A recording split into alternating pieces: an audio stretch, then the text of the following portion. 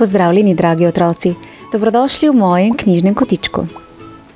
Tudi v današnji pravljici bomo spoznali televizijske junake iz serije Robokar Poli. V mestu Metla je prišlo do nujnega primera, ki je zahteval posredovanje reševalne ekipe. Sedaj pa predlagam, da se udobno namestimo in prisluhnemo pravljici z naslovom Robokar Poli, reševalna ekipa mesta Metla.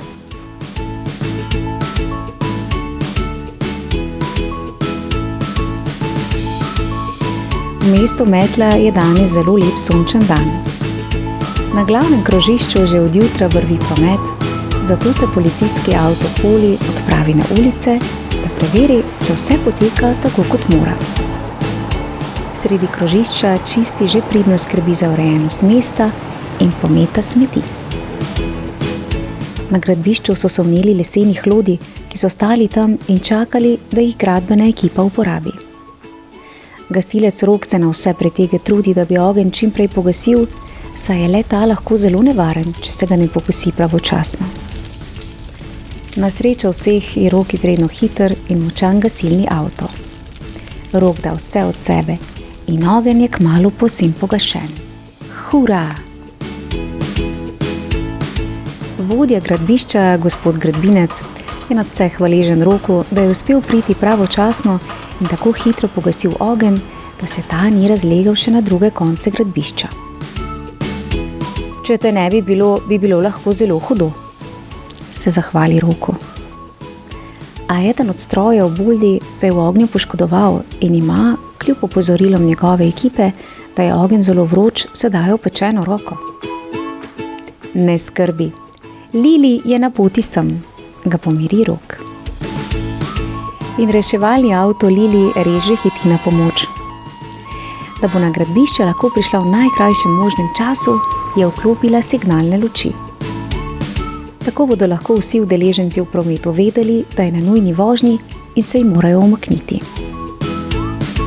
Mimo prileti helikopter Heli, ki ga zanima, kam se ji tako mudi. Buldi je poškodovan, zato grem do gradbišča. Heli je začuden, da v tem ni vedel nič. Odpravi se do pristanišča in tam naleti na trojčke Levija, Lesija in Lenija. 3 žerjave, ki v pristanišču razlagajo tovor z ladij ali ga natovarjajo na njih. Živjo trojčki, ali urgentni telefon ne dela? Jih povpraša Heli. In telefon je res pokvarjen, kar pomeni, da v primeru nesreče ne morejo poklicati na pomoč. In to jih zelo skrbi. Zelo, zelo skrbi. Heli jih pomiri, da bo kmalu vse v najlepšem redu, saj bo takoj odletel do telefona in ga popravil. Na hišici v pristanišču se ustavi ob rdeči škatlici za nujno pomoč, na katero je priklopljen urgentni telefon. Pa poglejmo, v čem je problem, si reče Heli in odpre omarico. Ugotovi, da je ena od baterij pregorela, zato jo zamenja.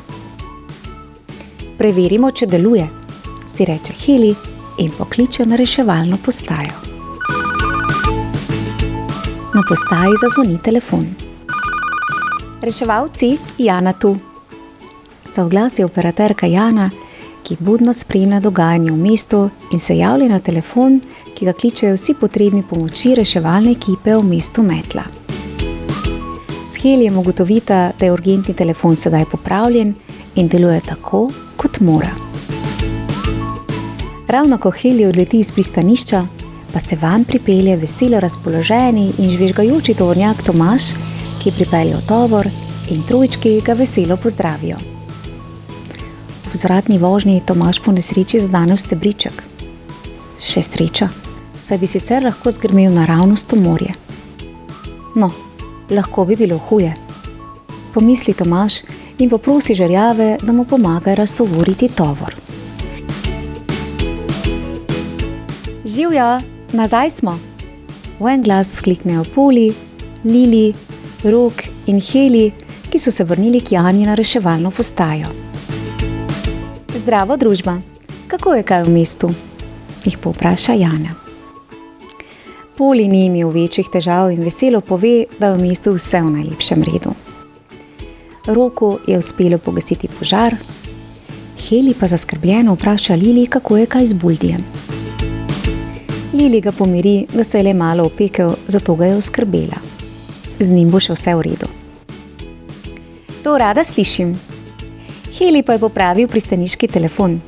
Mislim, da imamo dober dan, je veselo zaključila Jana. V pristanišču so žerjavi na Tomaža naložili nov zabojnik. Naložen in pripravljen za pot.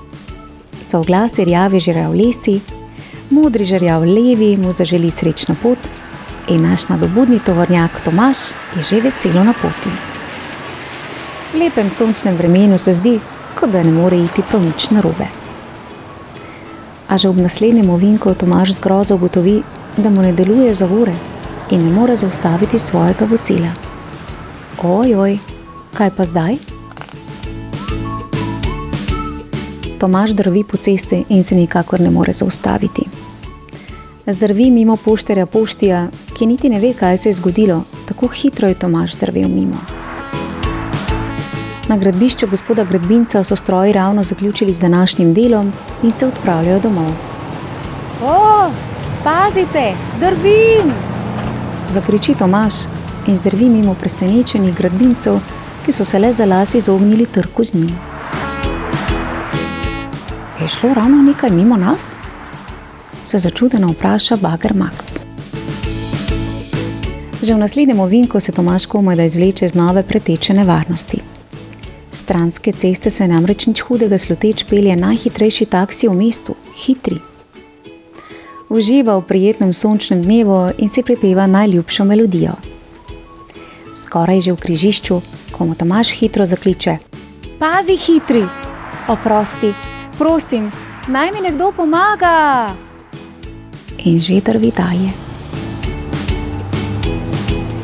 Na vso srečo se je Hitri uspel pravočasno ustaviti in se izogniti nesreči z velikim tovornjakom, kakršen je Tomaž. Še vedno zadihan od čoka gleda za Tomažem, za katerim se v daljavi še vedno praši. Joj, to je pa resno, moram poklicati pomoč, si reče Hitri in odhiti do najbližjega telefona za klic v sili, da bi kar najhitreje obvestil reševalno postajo in na pomoč poklical reševalno ekipo mesta Metla. Le oni še lahko ustavijo drvečega Tomaža in rešijo mesto pred grozečo nesrečo. Na drugi strani linije se oglasi Jana. Jana, nujen primer je. Tomaž je v nevarnosti. Ji hiti razlagati Hitri. Oglasijo se sirene in iz zvočnikov na reševalni postaji že odmeva Janin glas. Pozor, nujen primer. Tomaž brez glave drvi po mestu in se ne more ustaviti. Mislim, da ima neko okvaro. Reševalci, ste pripravljeni? Reševalna ekipa mesta Metla se takoj oglasi. Policijski avto Poli, gasilni tovornjak Rok, helikopter Heli in reševalno vozilo Lili so že pripravljeni in v en glas vzkliknejo: Smo, Jana! V trenutku se spustijo iz spodnje nadstropje reševalne postaje, vzamejo vse, kar bi morda lahko potrebovali, da rešijo ubogega drvečega Tomaža, vklopijo sirene in že so na poti. Skozi mesto Metla donijo in odmevajo sirene, medtem ko Poli, Lili in Rok drvijo po ulicah in cestah, čez mostove in bregove, podvoze in nadvoze, da bi le čim prej našli ubogega Tomaža. Heli, prosim, najdi Tomaževo lokacijo, mu veli Poli. Heli zato odleti naprej, da bi našel Tomaža in usmeril ekipo po najkrajši poti do njega. Heli leti sem in tja in išče Tomaža. Pomagajte mi, prosim!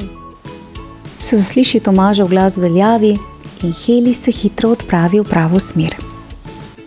Kmalu zagleda Tomaža in javi ekipi. Poli, Tomaž je avtocesto zapustil na izvozu Kamniti most. Heli se spusti do Tomaža in ga pomiri ter mu pove, da so reševalci že na poti in bodo kmalu tukaj. Poli, mislim, da bom hitreje tam, če gremo do kamnitega mosta po cesti A1. Se na poti spomni Rok. Zato Poli javi Heliju, naj ostane s Tomažem in jim sproti sporoča, kje se nahaja. Ekipa se dobro zaveda, da se Tomaž ne more kar tako ustaviti, zato ga morajo budno spremljati ves čas, dokler ne pridejo do njega. Na kamnitem mostu se Poli, Lili in Rok ustavijo in spremenijo v robote. Tomaž je že skoraj pri vas, ravno se spušča po klancu, jim sporoči Heli. Poli in Lili sta že pripravljena, postavila sta se vsak na svoj konec ceste in se pripravila, da bi zaustavila Tomaža. A kako jima bo to uspelo? Le 2 robota sta, ki morata nekako zaustaviti ogromnega, težkega ter večjega Tomaža. Naloga vsekakor ne bo lahka. Ko mimo pripelje Tomaž, vanj zalučata vsak svojo jelkeno varnostno vrv in jo zatakneta v prijemali na zadnjem delu vozila. A velika hitrost, s katero je pridrvel Tomaž, jih odnese naprej. Zaradi silovitega zaustavljanja Tomažu poči še pnevmatika in vozilo začne zanašati po cesti levo in desno, dokler se Tomaž skorajda ne obrne. A to ne obeta nič dobrega. Tovornjaku še vedno zdrsava, sedaj pa je še usmerjen proti robu ceste in propadu. Ojoj! Če Tomaža ne bo nihče zaustavil, bo zgrmel naravnost globoko morje. Na pomoč hitro priskoči Rok in poskuša Tomaža zaustaviti s sprednje strani. Pod nogami robotov in Tomaževimi gumami se že kadi od vsega silnega zaviranja. Rok, Lili in Poli se na vse pretege trudijo in napenjajo moči. Rokove noge so skoraj že na robu prepada. In bo uspelo? V zadnjem trenutku se skupni trud in ekipno delo le obrestujeta. Uspelo jim je. Tomaž se je ustavil tik pred prepadom. Kakšna sreča. Tomaž je prepričan, da so bile krive zavore. Lili zato pregleda Tomaža in mu za silo pokrpa počeno pnevmatiko. Nič ni narobe, a vseeno pojdi na celoten pregled, mu svetuje Lili. In prav ima. Redni pregledi lahko popravijo še tako majhno napako, ki lahko konec koncev, če se je ne oskrbi, pripelje do večjih težav, kot bi si lahko zamislili. Za Tomažem je res grozen dan, a brez ekipe bi bil lahko še hujši. Le kaj bi se zgodilo brez njih? Juhej! Najpomembneje je biti varen, zaključi Poli in doda, da jih lahko vedno pokliče, kadar potrebuje pomoč. Kjerkoli in kadarkoli. Zaradi njih, najboljše reševalne ekipe, se lahko vsi, tokrat pa predvsem Tomaž, počutijo zelo varno. Hura! Skliknejo vsi v en glas. Ja. Bravo, reševalna ekipa. Z vašo pomočjo je v mestu Metla spet vse v najlepšem redu. Super, kaj ne? Otroci, v mojem knjižnem kotičku pa lahko prisluhnete še pravljici z naslovom Tomaž in prijatelji, kjer lokomotivček Tomaž prav tako prehitro drvi po tirih. A na srečo se je na koncu vse dobro izteklo. Prijeten pozdravček prav vsem, ki spremljate pravljične vsebine v mojem knjižnem kotičku. Lepo se imejte in se kmalu spet poslušamo. Čau, čau! Brava ekipa.